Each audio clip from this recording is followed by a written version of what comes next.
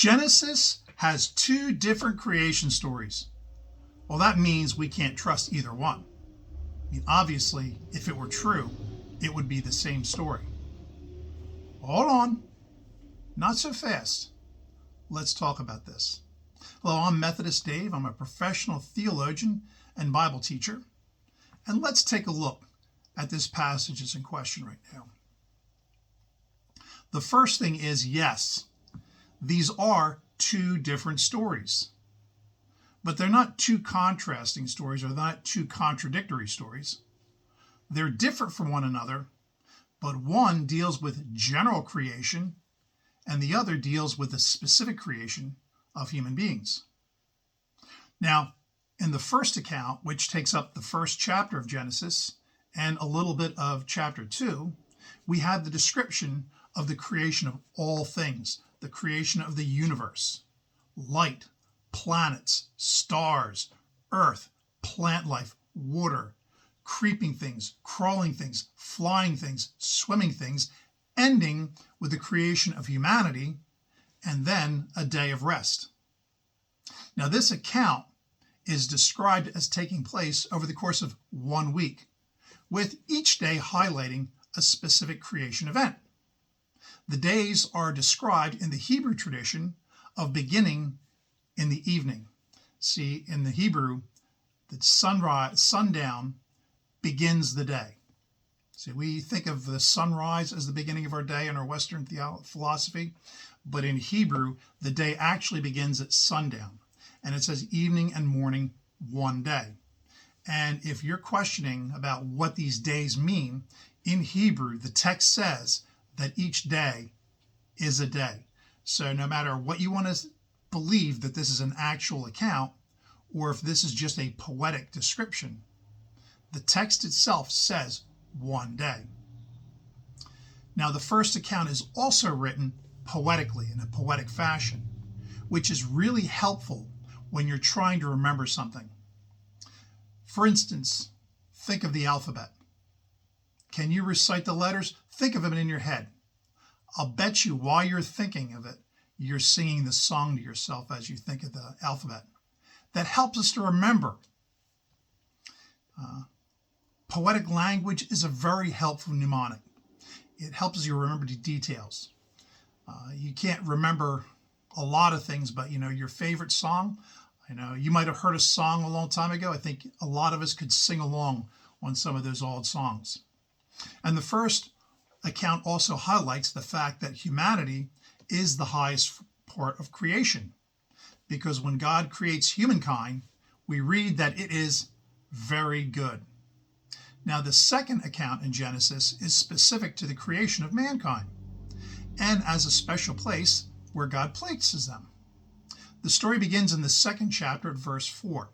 Now, you have to remember that the Bible is broken down into chapter verses only a few hundred years ago, and it did not contain chapter and verse notations. It was added to help us find places in the Bible, and it doesn't always do a very good job. So what should have been chapter 2 starting in verse 4, it starts into the second chapter in verse 4 instead of starting at verse 1.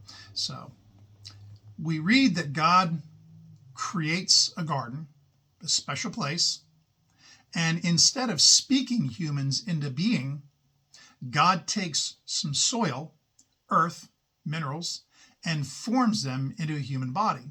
And then God breathes into them life, so that this becomes a living, breathing soul.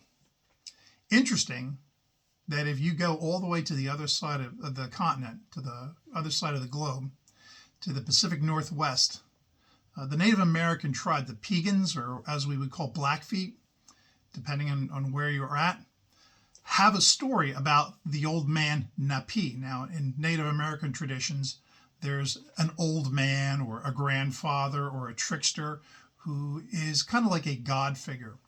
And their old man, Napi, would wander around the countryside. And whenever he wanted to lay down, he wanted to put something to race his back against, like a pillow, he would just push soil up, and that's how the mountains were formed. by Napi making mountains. But one day, Napi decides to make a person. And he takes some mud from the side of the riverbank and he forms it into the shape of a woman. And then he breathes the breath of life into this woman. So you have another culture on the other side of the globe that has the same creation story that you find in the Bible. So Adam is placed in this special place. It's called a garden, and he's given instructions to tend the garden. So for all of you people who think you know what the oldest profession is, you're wrong. The oldest profession is gardening. Now the text seems to indicate that God creates animals and to bring them to Adam so that Adam can name them. And people are confusing the animals as being created specifically after Adam. Now, it's the fact that the animals are likely created before Adam, and that God is just bringing these animals to Adam to see, A, what he will call them, and B, to show him just how unique he is. Because in all of these animals that God created, the text tells us that there is nothing like Adam and nothing found to be a suitable helper for him. Now, after this naming ceremony, the man finally realizes that he's alone. He's the only one of his kind. And this is the first time we read in the creation story that something is not good. We read, it's not good that the man should be alone. So that God takes Adam, causes him to fall to sleep. And I know we read rib, the Adam's rib, but it says something from his side. More flesh, bone, whatever. God takes a portion of Adam's body and makes a clone. A clone. Eve was a clone. See, you can make a woman from a man because only the man has the X and Y chromosome. A woman only has 2 X chromosomes. So you can make a woman from a man, but you cannot make a man from a woman. And then Adam sees this new partner and is delighted. And the two of them intend to live happily ever after in this beautiful garden where I'm sure nothing can go wrong. But then that's another story for another day. So I invite you to come and join us again for the next story of creation. Good day.